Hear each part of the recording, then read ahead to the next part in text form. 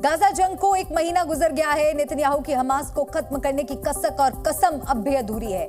ऐसे में अब यहां सेना में से 4 महायोद्धाओं को हमास की सुरंग के भीतर भेजा है ताकि एक भी आतंकी जिंदा ना बच सके। ये सभी इतने खतरनाक और खूंखार हैं कि हमास के आतंकी सैकड़ों किलोमीटर बिछी सुरंगों में आईडीएफ के इन महाबलियों से बचकर भाग रहे हैं, अपनी जान बचाने की कोशिश कर रहे हैं। देखिए ये रिपोर्ट। 500 किलोमीटर लंबी सुरंगें,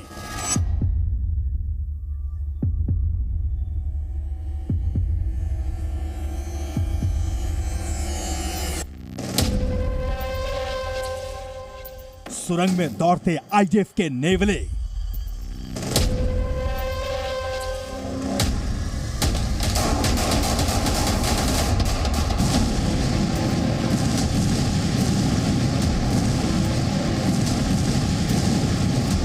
हमास को डायमंड का डर।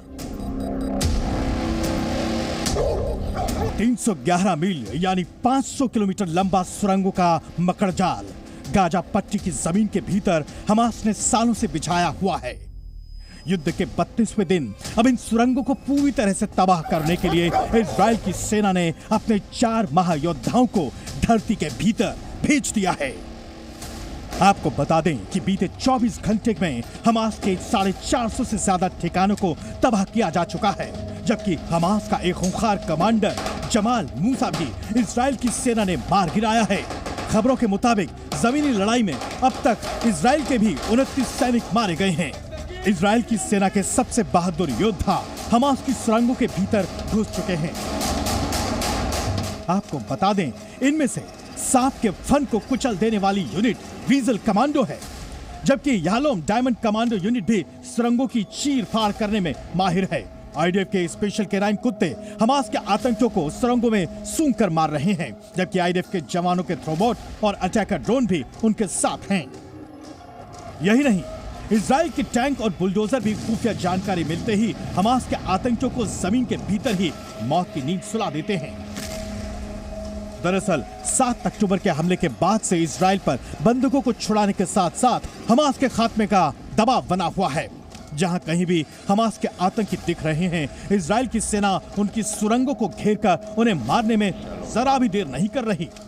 हाल ही में इजराइल की सेना गाजा के अस्पताल के भीतर ही हमास की सुरंगों के होने के सबूत दुनिया को दिखा चुकी है। इन सुरंगों के मकड़ जाल को पूरी तरह से तबाह करने के लिए इजरायली सेना के कमांडो सुरंग में घुसकर हमास के आतंकियों को ढेर कर रहे हैं। इसके लिए खास फोर्स विजल यूनिट बनाई गई है। इनकी ट्रेनिंग सिर्फ और सिर्फ सुरंगों में ही अंडरग्राउंड ऑपरेशन करने के लिए हुई है। हमास ने गाजा के भीतर गाजा मेट्रो बनाया हुआ है, जो अब तक इजराइल के लिए चुनौती बना हुआ था। हमास की सुरंग के मकड़जाल को तबाह करने के लिए खास कॉम्बैट इंजीनियरिंग यूनिट भी सुरंगों के भीतर चल रही है, जो इन सुरंगों के जाल, नक्शे और उनकी बनावट का सही आकलन करते हैं और उसे जमीन के भीतर धुआं कर देते हैं। इस काम में तो समूर और ओकेट्स यूनिट भी मदद कर रही है। ये सुरंगें करीब 70 मीटर जमीन के भीतर हैं। आईडीएफ के केनाइन कमांडो भी हमास के खूंखार से ज्यादा खतरनाक बने हुए हैं। हमास की बनाई रहस्यमयी सुरंगों की भूल भुलैया में इन कुत्तों ने हमास को ही नौच खाया है। इन कुत्तों को नकली सुरंगें बनाकर ट्रेनिंग भी दी जाती है, जबकि अब आईडीएफ ने थ्रोबॉट नाम के रोबोट और ड्रोन को सुरंग के भीतर ले जाकर हमास के आतंकियों को जहन्नुम पहुंचाने का प्लान बना लिया है। आमतौर पर अमेरिका भी अपनी सबमरीन में इनका इस्तेमाल करता है। אנחנו חודש כבר במלחמה, פוגעים מאוד מאוד קשה בחמאס, פוגעים בהנהגה של חמאס, פוגעים במפקדים, פוגעים במחבלים, הורסים לחמאס את התשתיות בעזה, ואנחנו גם כל הזמן במוכנות। आपको बता दें कि खबरों के मुताबिक हमास ने करीब 900 वर्कर्स की मदद से इन सुरंगों के जाल को बिछाया था, लेकिन अब ये एक एक कर इजराइल के हमलों का शिकार हो रही हैं। ब्यूरो रिपोर्ट, जी मीडिया। हमास के जिस पाताल लोक को ढूंढने के लिए इजराइल ने अपनी पूरी ताकत लगा दी है, उसके बारे में आपको कुछ ऐसी जानकारी देते हैं जिसके बारे में आप कम ही जानते होंगे। एक सुरंग 86 घरों के बराबर है। मतलब एक सुरंग बनाने में जितना मटेरियल इस्तेमाल हुआ है, उससे 86 घर बन जाते हैं। हमास ने गाजा पट्टी में ऐसे 1300 सुरंगों का निर्माण कर रखा है। इन सभी 1300 सुरंगों की लंबाई 500 किलोमीटर है। मतलब दिल्ली से कानपुर की जितनी दूरी है उतनी हमास की सुरंगों की लंबाई है। कुछ सुरंग तो धरती से 70 मीटर गहरे हैं और एक सुरंग की चौड़ाई 2 मीटर है और ऊंचाई भी 2 मीटर ही है। एक सुरंग को बनाने की लागत $3 मिलियन यानी करीब 25 करोड़ रुपए आई है। तो इजराइल हमास जंग के 32वें दिन इजराइल को एक और बड़ी कामयाबी मिली।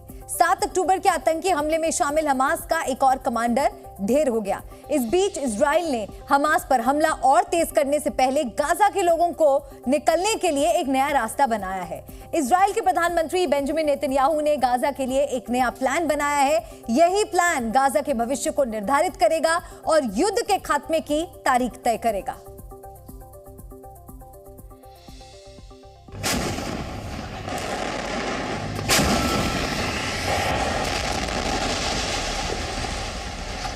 इजराइल की सेना गाजा में हमास के खिलाफ दिन रात बम बरसा रही है तो सुरंगों में आतंकियों की तलाश कर रही है।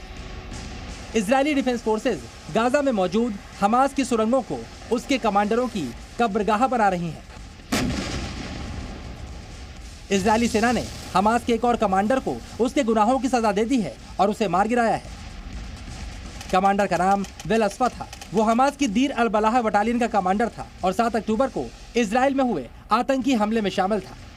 इजराइल की सेना गाजा शहर में घूम घूम कर जमीनी युद्ध लड़ रही है और घर घर जाकर हमास आतंकियों की तलाश कर रही है। इजरायली सेना के आने के बाद अब हमास आतंकी शहर छोड़कर या तो भाग गए हैं या फिर युद्ध में मारे गए हैं। गाजा शहर के बीचों बीच हमास की एक सैन्य पोस्ट को इजराइल की सेना ने अपने कब्जे में ले लिया है। गाजा में हमास जिन ठिकानों से रॉकेट और मोर्टार दाग रहा था, अब उन ठिकानों को तलाश करके इजरायली सेना उन्हें तबाह कर रही है। हमास के एक रॉकेट लॉन्चिंग साइट को देखकर इजराइल की सेना हैरत में पड़ गई। दरअसल हमास के आतंकियों ने बच्चों के स्कूल को रॉकेट लॉन्च साइट बना रखा था। इसकी दीवार पर बच्चों की पेंटिंग बनी हुई है जैसी किसी स्कूल में बनी होती है। בשבט צופים של צפון הרצועה, אפשר לראות פה את השמות, אפשר לראות פה את כל התמונות סדר של הצופים הנחמדים, ובתוך השבט עצמו אפשר לראות פה. गाजा में ग्राउंड ऑपरेशन के दौरान इजरायली सेना ने एक रिहायशी इलाके में भी रॉकेट लॉन्चर लगा रखा था। ये रॉकेट लॉन्चर एक मस्जिद में लगाया गया था जिसका वीडियो इजरायली डिफेंस फोर्सेज ने जारी किया है। מצאנו פה עמדה של שיגור של רקטות, כנראה מחולק לשתיים של 5 ו5. אפשר לראות כאן כל הרקטות כבר נורו, מכוונים לכיוון צפון, בתוך שטח הארץ. זה החשמל, והחשמל הזה נכנס עד לתוך המבנה הזה. हमास ने स्कूलों, अस्पतालों और मस्जिदों में हथियार और रॉकेट लॉन्चिंग साइट बना रखे थे जिसे अब आईडीएफ तलाश करके तबाह कर रही है। गाजा का भविष्य क्या होगा इसकी तैयारी भी इजरायली पीएम बेंजामिन नेतन्याहू ने कर ली है, जिसके बारे में उन्होंने पूरी दुनिया को बताया। I think Israel will, for an indefinite period, will have the overall security responsibility because we've seen what happens when we don't have it. When we don't have that security responsibility, what we have is the eruption of Hamas terror on a scale that we couldn't imagine. Benjamin Netanyahu ने साफ कर दिया है कि वो युद्ध के खात्मे के बाद गाजा की सुरक्षा कमान संभालेंगे ताकि फिर कभी हमास अपना सिर न उठा पाए। नेतन्याहू के बयान से साफ है कि इजराइल हमास के खात्मे तक गाजा में जमीनी युद्ध खत्म नहीं करने वाला। 7 अक्टूबर को हमास के आतंकी हमले के बाद का एक वीडियो इजरायली सेना ने जारी किया है। इस वीडियो में एक इजरायली पुलिस फोर्स का जवान नोवा म्यूजिकल फेस्टिवल वाली जगह पर लोगों को तलाश करता है, लेकिन मौत के तांडव के बाद आई शांति में उसे किसी की आवाज सुनाई नहीं देती। משטרה צה"ל! יש פצועים? מישהו? משטרה צה"ל! משטרה צה"ל! פצועים! ये वीडियो आगे धुंधला हो जाता है क्योंकि इजरायली पुलिस के अधिकारी को सिर्फ शव ही शव दिखते हैं जिनकी हत्या हमास के आतंकियों ने की थी। יש לי פה הרוגים. 1, 2, 3, 4 5 הרוגים. יש פה מישהו. करीब 2 मिनट के वीडियो में अधिकारियों को नोवा म्यूजिकल फेस्टिवल वाली जगह पर किसी भी शख्स की आवाज नहीं सुनाई पड़ती क्योंकि वहां पर सभी लोग मारे गए थे। किबुत्ज बेरी में नोवा म्यूजिकल फेस्टिवल में हमास आतंकियों ने कैसी बर्बरता मचाई थी उसकी तस्वीरें ड्रोन वीडियो में भी सामने आई हैं। 7 अक्टूबर को हुए आतंकी हमले के बाद ही गाजा में लड़ाई छिड़ी है। इजराइल की ओर से लगातार सैन्य कार्रवाई हो रही है, जिसमें गाजा में अब तक 10,000 लोग मारे जा चुके हैं। इसमें बड़ी संख्या में बच्चे हैं और 15 लाख लोग विस्थापित भी हो चुके हैं। गाजा के वॉर जोन में बचे हुए लोगों को बाहर निकालने के लिए इजरायली सेना ने राहत कॉरिडोर बनाया है, जहां से फिलिस्तीनी नागरिक दक्षिणी गाजा जा सकें। सैकड़ों आम नागरिक हाथों में सफेद झंडा लेकर आगे बढ़ रहे हैं ताकि उन पर हमला न हो। एक बार उत्तरी गाजा से आम लोग बाहर निकल जाएं, उसके बाद इजराइल इस इलाके में अपना हमला पहले से कहीं ज्यादा तेज कर देगा। Bureau report, ji media.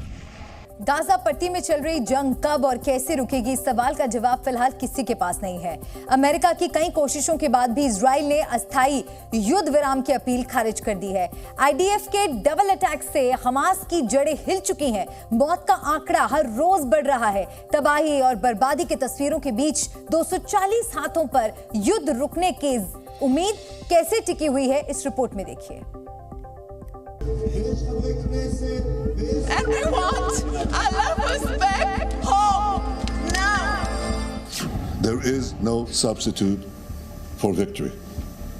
We will defeat Hamas. We will dismantle Hamas.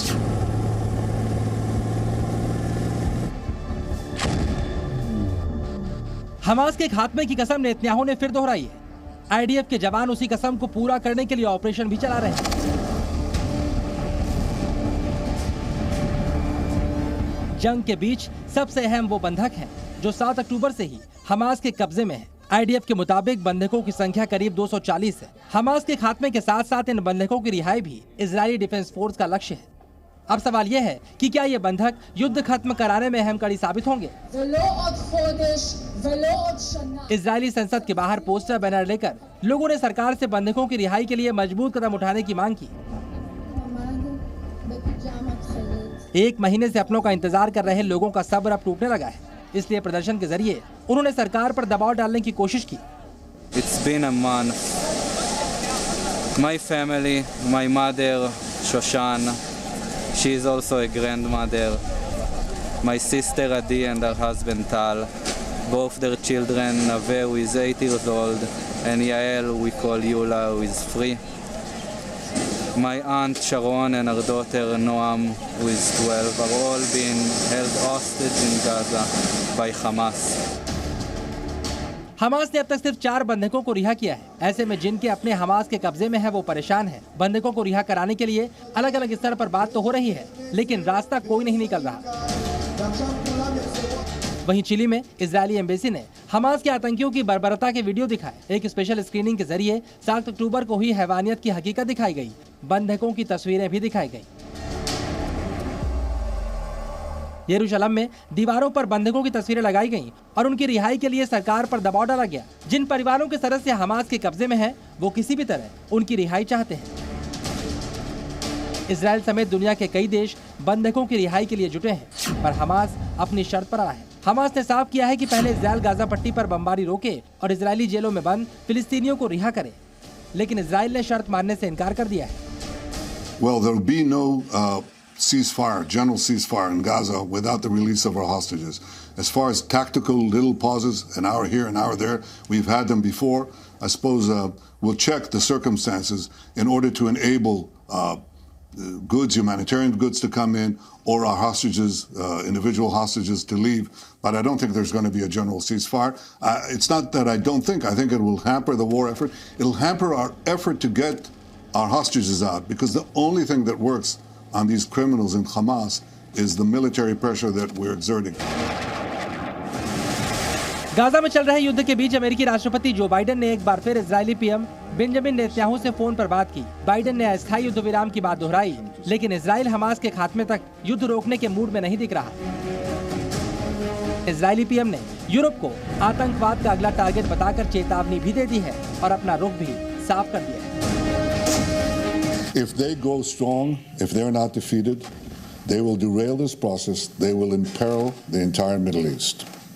If the Middle East falls to the axis of terror, Europe will be next, and no one will be safe. This is not a local battle. This is a global battle. The paramount need is to defeat this axis. That battle is now being waged by us against Hamas in Gaza. There is no substitute for victory. We will defeat Hamas. We will dismantle Hamas. Israel 7 अक्टूबर के हमले का बदला Hamas को नेस्तनाबूद करके लेना चाहता है। उसके इरादे भी साफ हैं और नीति भी साफ है, पर जिस तरह नेतन्याहू ने यूरोप को चेतावनी दी है वो भविष्य के लिहाज से काफी अहम है। इजराइल को खत्म करना Arab world led by Iran या टर्की उनका मेन मुद्दा है और वो उससे बिल्कुल नीचे नहीं हट रहे। और दूसरी तरफ जो इजराइल है उसका मुद्दा है कि जब तक हमास पूरी तरह खत्म नहीं हो जाता वो नहीं हटेंगे।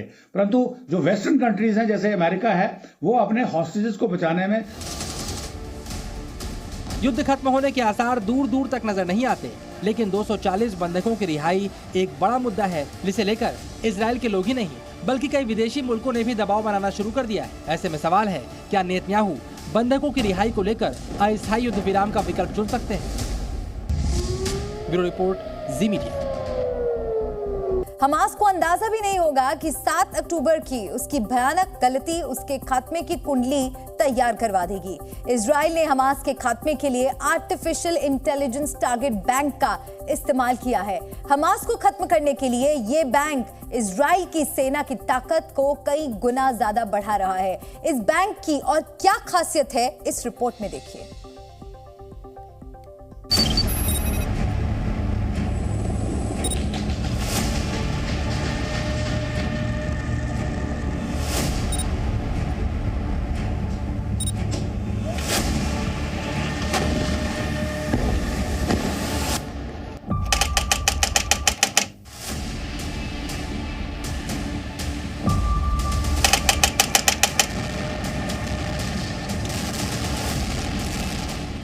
ये आतंकी छिपकर भाग निकलने की फिराक में हो या फिर सुरंगों में दुबके बैठे हों, जमीन से लेकर आसमान तक हमास के खूंखार आतंकियों पर पहले से 10 गुना ज्यादा असरदार तरीके से इजराइल की सेना टूट पड़ी है। आपको बता दें कि एआई टारगेट बैंक की मदद से अब तक हमास के 11,000 से ज्यादा ठिकाने तबाह हुए हैं। यही नहीं, 7 अक्टूबर को इजराइल पर हुए आतंकी हमले के तुरंत बाद हमास के 150 सुरंगों को पल भर में मिटा देने के लिए एआई टारगेट बैंक ने इजराइल का युद्ध में पलड़ा भारी किया। ये जानकर भी आप हैरान रह जाएंगे कि गाजा के विनाशकारी युद्ध में इजराइल ने अब तक 90% टारगेट एआई यानी आर्टिफिशियल इंटेलिजेंस की मदद से ही निपटाए हैं। इजराइल दुनिया में सबसे अत्याधुनिक तरीके से युद्ध भूमि में अपने दुश्मनों पर भारी पड़ रहा है।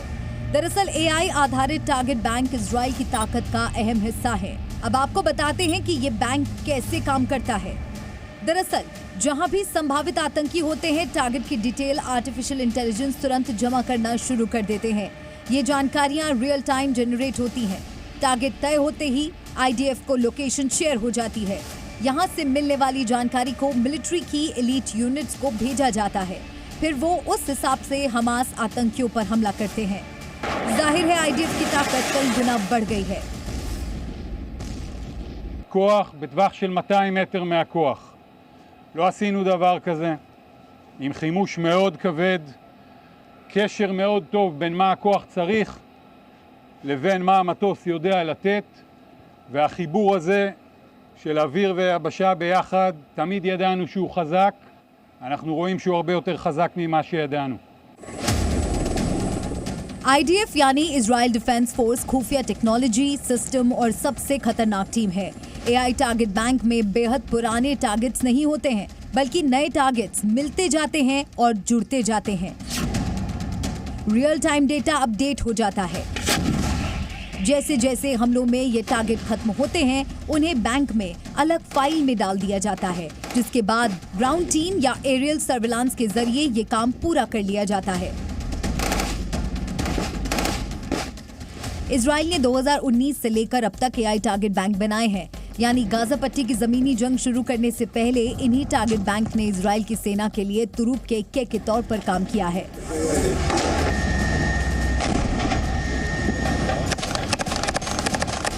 इन हमलों से पहले जब तक हमास के आतंकी कुछ समझ पाते हैं, धमाकों की गूंज और उठता धुआं उन्हें गायब कर चुका होता है। एआई का सबसे ज्यादा इस्तेमाल फाइटर पायलट के लिए मददगार साबित हो रहा है। यानी जब भी किसी लोकेशन पर हमास के आतंकियों के होने का शक कहराता है, एआई बैंक के डेटा फाइटर जेट में मौजूद पायलट को उसकी सटीक जानकारी देकर पूरे इलाके की कुंडली खोलकर पायलट को दे देते हैं। इससे हमास के ठिकाने को टारगेट करने में जरा भी दिक्कत नहीं होती है और आतंकियों के हौसले पस्त पड़ जाते हैं।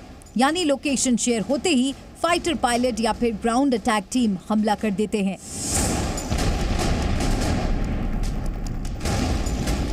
इजराइल ने साल 2021 के बाद जंग लड़ने की चाल बदल दी, उसे तेजी से विकसित किया है।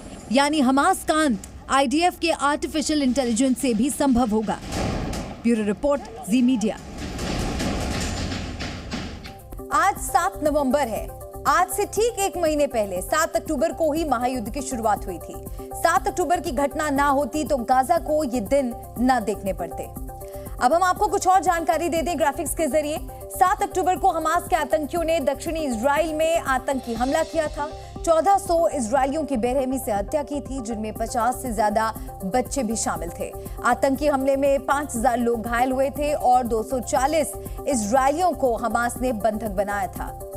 7 अक्टूबर को आतंकी हमले के बाद इजराइल ने जवाबी कार्रवाई भी शुरू कर दी थी और 20 दिन के बाद 27 अक्टूबर को इजराइल ने गाजा में जमीनी युद्ध की शुरुआत कर दी और टैंक और सेना गाजा के शहरों में घुस गई। 7 नवंबर यानी आज की तारीख में गाजा में जमीनी युद्ध जारी है। वहां 10,000 से ज्यादा लोगों की जान जा चुकी है। इजराइल ने हमास के 12,000 ठिकानों पर बमबारी भी की है, लेकिन 240 बंधक अभी भी हमास के कब्जे से नहीं छूट पाए हैं।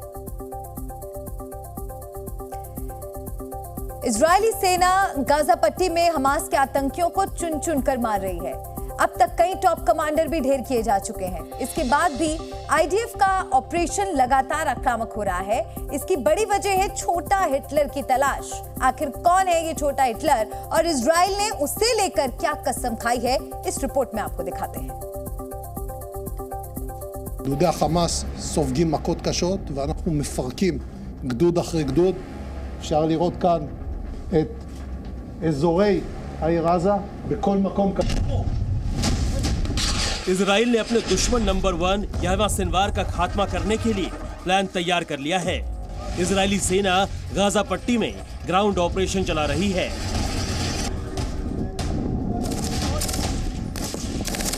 आईडीएफ के एक्शन में हमास के कई कमांडर मारे जा चुके हैं और बड़ी संख्या में आतंकियों का भी सफाया हुआ है। लेकिन गाजा पट्टी में हमास का चीफ याह्या सिनवार अब तक फरार है। सिनवार की तलाश में ही जवान गाजा पट्टी का चप्पा चप्पा छान रहे हैं। टनल से लेकर हमास के तमाम ठिकानों पर इजरायली डिफेंस फोर्स की पैनी नजर है।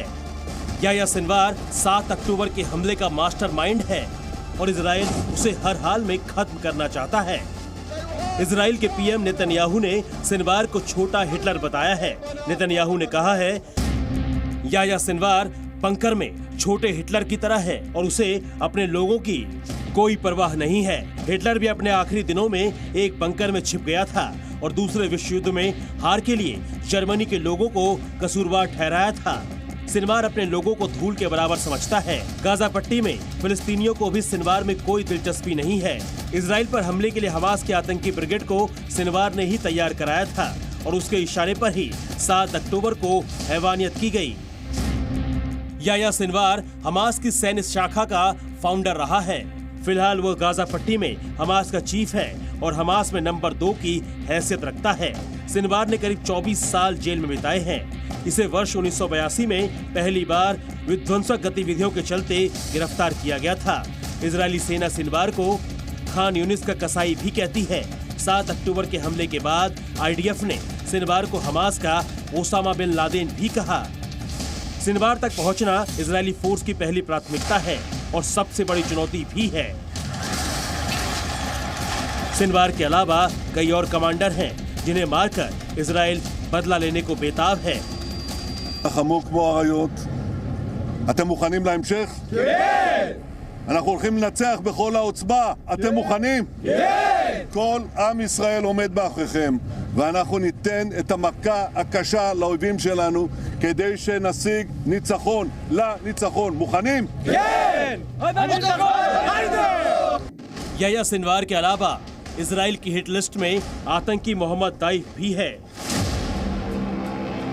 हमास की अल कासम ब्रिगेड का मुखिया मोहम्मद दाइफ को मारने के लिए इजराइल कई साल से कोशिश कर रहा है। 12 जून 2006 को इजरायली एयरफोर्स ने उसके ठिकाने पर एयर स्ट्राइक की थी। इस हमले में मोहम्मद दाइफ की जान तो बच गई, लेकिन एक हाथ, एक पैर और एक आंख गंवा दी। इतना सब होने के बाद भी दाइफ ने अपने खूंखार मंसूबे नहीं छोड़े। इजरायली सेना को हमास के चीफ इस्माइल हानिया की भी तलाश है।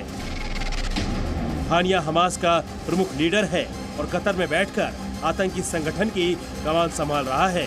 इस्माइल हानिया कतर में रहते हुए न सिर्फ इजराइल के खिलाफ साजिश रचता है, बल्कि आतंकी गतिविधियों के लिए फंड भी जुटाता है। इन टॉप कमांडर्स के अलावा इजराइल को सलह अल अरूरी, खालिद मशाल और मारबान इस्सा की भी तलाश है।